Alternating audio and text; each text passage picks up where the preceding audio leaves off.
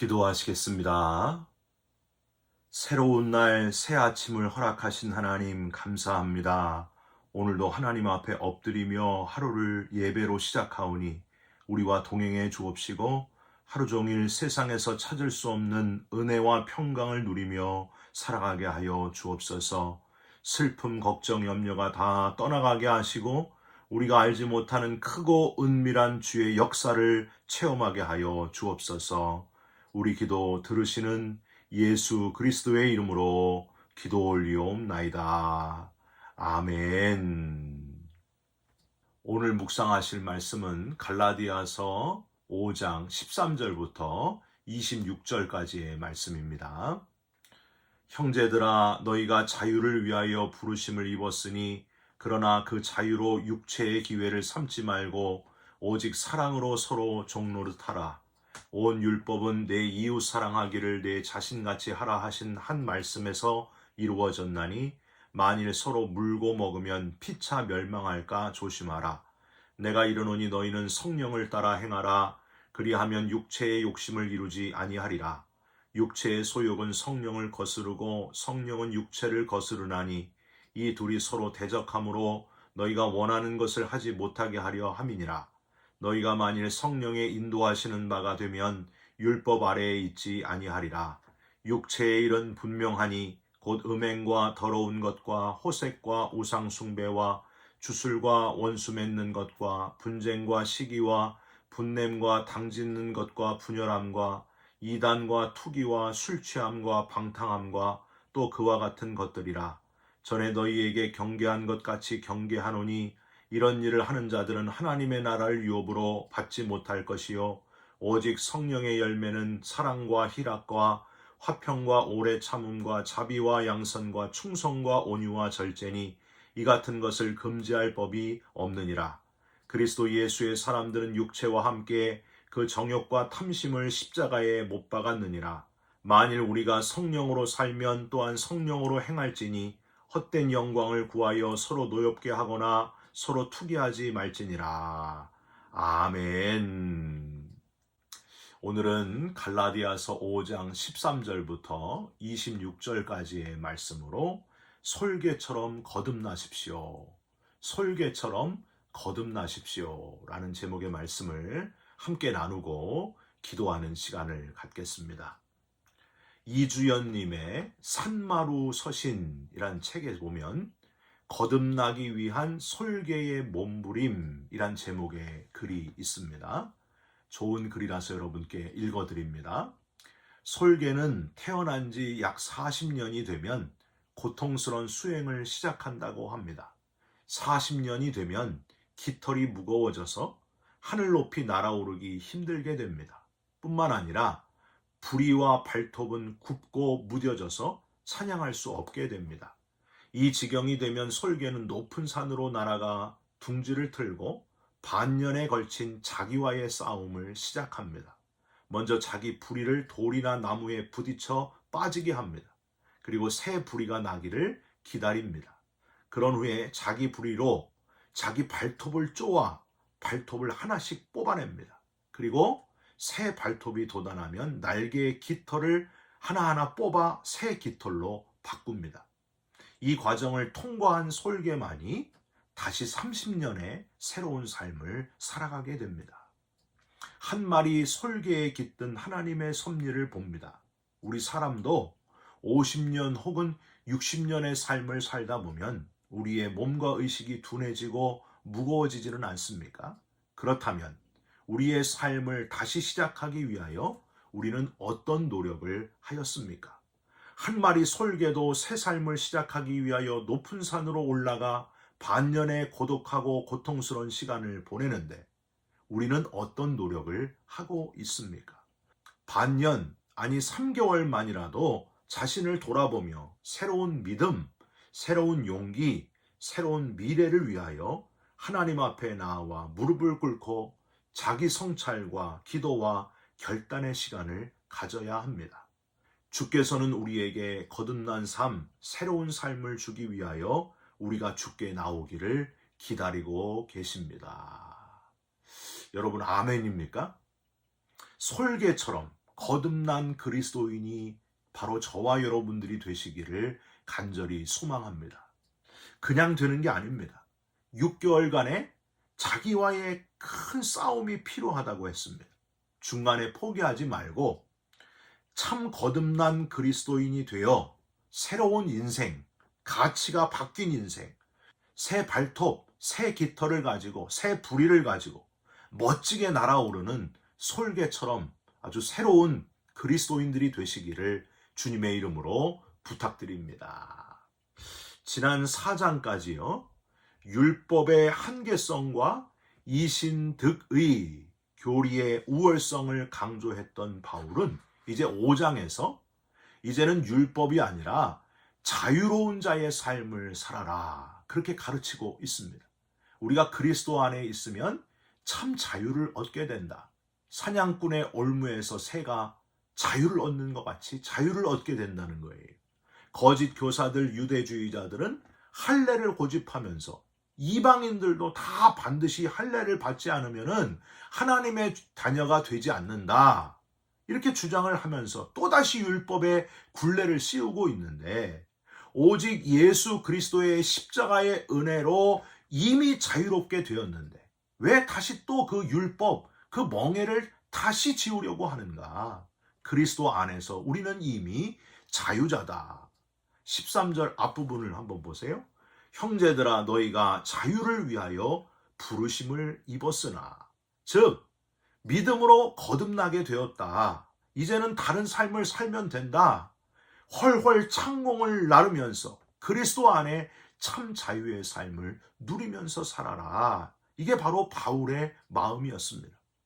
그러면서 구체적으로 어떤 삶이 그리스도 안에서 자유자의 삶인지를 그 기준을 제시해주고 있는데요. 첫 번째로 육체를 따라 살지 않는 자의 삶이 자유자의 삶이다. 이렇게 교훈합니다. 다시 13절 후반부를 한번 보세요. 그러나 그 자유로 육체의 기회를 삼지 말고 즉 내가 자유하게 됐다고 원하는 대로 다 내 육체가 하고 싶은 대로 마음대로 해도 된다. 그 뜻이 아니라는 거예요. 그게 자유자의 삶이 아니라 그거는 그냥 자유를 방종하는 멋대로 사는 삶이고 그게 아니라 육체가 하고 싶은 대로 마음대로 살면은 어떻게 되느냐? 15절 만일 서로 물고 먹으면 피차 멸망할까 조심하라. 인간은요 죄성을 가지고 있기 때문에 각자 그냥 자기 육체가 원하는 육체의 소욕대로 살면은 피차가 서로 물고 먹는다. 그래서 결국에는 피차 멸망하게 된다. 다 망하게 되어 있다. 그 표현을 하는 거예요. 여러분 노아 때도 그랬잖아요. 서로 그냥 자기가 원하는 대로 막 살아가는 거예요. 그러니까 하나님이 물로 세상을 멸하시지 않습니까? 소돔 고모라 때도 마찬가지였어요. 성적으로 방종하고 동성애를 하고 하나님 앞에 범죄하니까 하나님이 불로 소돔 고모라를 멸하셨습니다. 17절에 육체의 소욕은 성령을 거스르고 그리고 19절과 20절, 21절에는 세 절이나 이렇게 할애를 해가지고 육체의 소욕대로 육신이 원하는 대로 사는 삶, 안타까운 그 삶을 구체적으로 이렇게 사는 게 바로 그런 안타까운 삶이다. 아주 자세하게 표현하고 있어요. 육체의 일은 분명하니 곧 음행과 더러운 것과 호색과 우상숭배와 주술과 원수 맺는 것과 분쟁과 시기와 분냄과 당짓는 것과 분열함과 이단과 투기와 술취함과 방탕함과 또 그와 같은 것들이라. 전에 너희에게 경계한 것 같이 경계하노니 이런 일을 하는 자들은 하나님의 나라를 유업으로 받지 못할 것이요. 여러분 이 19절, 20절, 21절 이걸 쭉 읽어보시면 나는 단 한 가지도 나와 상관이 없다. 이런 분은 저한테 연락 주시기를 바랍니다. 중간에 더러운 것이나 그와 같은 것들이라 뭐 이런 것 이렇게 기록되어 있잖아요. 우리 중에 누구 하나도 여기에 하나도 안 걸리는 사람이 없다는 거예요. 우리 인간이 아주 육체의 소욕대로 아주 젖어가지고 살아가고 있다는 겁니다. 누구나 다 그렇다는 거예요. 인간은 가만히 놔둬도 아무것도 안 해도 육체를 따라 사는 삶을 살고 있습니다. 육체의 소욕을 쉽게 이기기가 어렵다고 하는 거예요.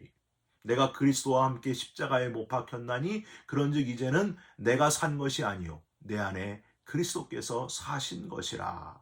내 삶의 주인이 바뀌었으니까 이제는 내 육체의 소욕대로 살지 말라는 거예요. 주인이 누구다? 예수 그리스도시다.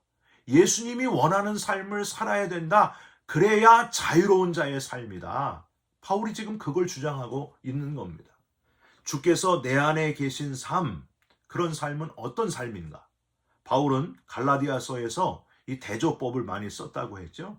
그러니까 두 번째로 바울은 육체의 소욕과 반대, 대조적으로 성령을 따라 행하는 것이 바로 주께서 주인 되신 삶이다. 자유자의 삶이다. 이렇게 가르치고 있습니다. 16절을 한번 보세요. 내가 이르노니 너희는 성령을 따라 행하라. 그리하면 육체의 욕심을 이루지 아니하리라. 17절도 보세요. 육체의 소욕은 성령을 거스르고 성령은 육체를 거스르나니 이 둘이 서로 대적함으로 너희가 원하는 것을 하지 못하게 하려 함이니라. 18절 너희가 만일 성령의 인도하시는 바가 되면 율법 아래에 있지 아니하리라. 계속해서 육체가 원하는 대로 살지 말아라.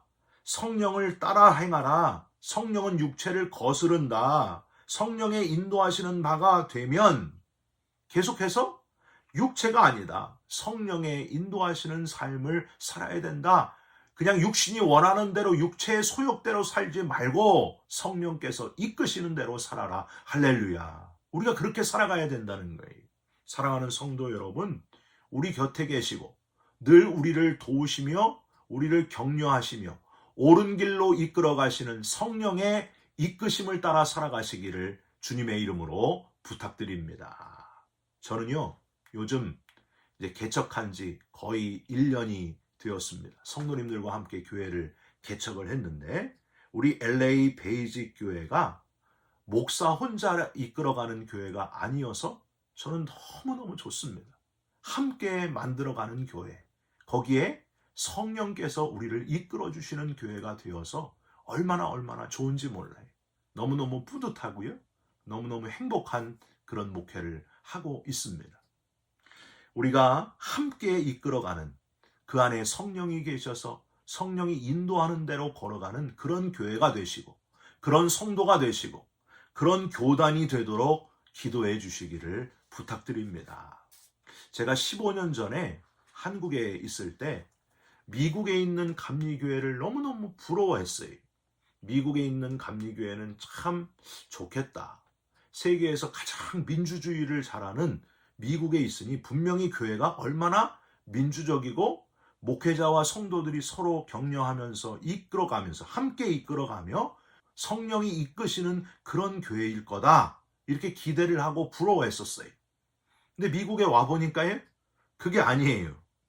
한국도 이렇게까지는 안 하는데 미국에 있는 감리교회가 인간은요, 누구나 권력을 잡으면 부패하고 타락하게 되어 있습니다. 권력을 너무 오래 잡고 있으면 안 되는 거예요.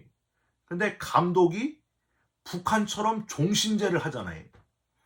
또 건물에 대한 집착, 돈, 이런 게 먼저인 걸 보면서 성령이 이끄시는 그런 교단이 아니고 사람이 대표인 그런 교단인 걸 보고 동성애 결혼을 반대한다고, 동성애자 목사 안수 반대한다고, 교인들과 아무 상관없이 그냥 목회자를 파송 중지하고 파면시키고 그런 교단이 되어버렸어요.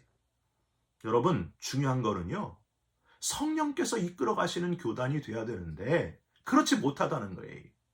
한국에 있을 때 생각한 것과 부러웠던 것과 전혀 반대였습니다. 여러분, 성령이 이끄시는 교회는요, 육체의 소욕, 인간의 권력, 돈, 파워, 이걸 따르지 않습니다. 세속적이지 않습니다. 불의와 타협하지도 않습니다. 성경대로 성령이 이끄시는 대로 그렇게 걸어가는 교회가 돼야 된다는 거예요. 21절 마지막 문장을 다시 한번 보세요. 이런 일을 하는 자들은 하나님의 나라를 유업으로 받지 못할 것이요. 사랑하는 성도 여러분, 하나님의 나라를 잃어버리지 않도록 성령의 이끄심을 놓치지 않도록 저와 여러분들이 성령의 이끄시는 대로 걸어가는 교회, 성도 교단이 되시기를 주님의 이름으로 축원드립니다. 마지막으로 우리가 아주 잘 아는 성령의 9가지 열매, 성령이 이끄시는 자유자는 행함으로, 이렇게 9가지 열매를 행함으로 열매를 맺는다. 그렇게 교훈하고 있습니다. 22절 다 외우실 거예요. 오직 성령의 열매는 사랑과 희락과 화평과 오래 참음과 자비와 양선과 충성과 온유와 절제니 이 같은 것을 금지할 법이 없느니라. 여러분, 이 열매 맺는 성령의 사람, 성령이 이끄시는 교회를 이루어 가시기를 주님의 이름으로 부탁드립니다. 중요한 거는 이 열매들은 혼자서는 맺을 수 없다는 거예요. 공동체 안에서만 맺을 수 있습니다. 사람들과 함께 행하는 그럴 때에만 나타나는 열매예요. 다른 사람을 사랑하고 함께 기뻐하고 함께 화평을 누리고 참아주고 베풀고 양보하고 신실하고 너그럽고 잘 컨트롤하고, 이 모든 9가지 열매들은 서로 안에서만 함께 이룰 수 있는 열매라고 하는 거예요. 다시 처음 13절 끝에 한번 보세요. 자유자는 오직 사랑으로 서로 종노릇하라.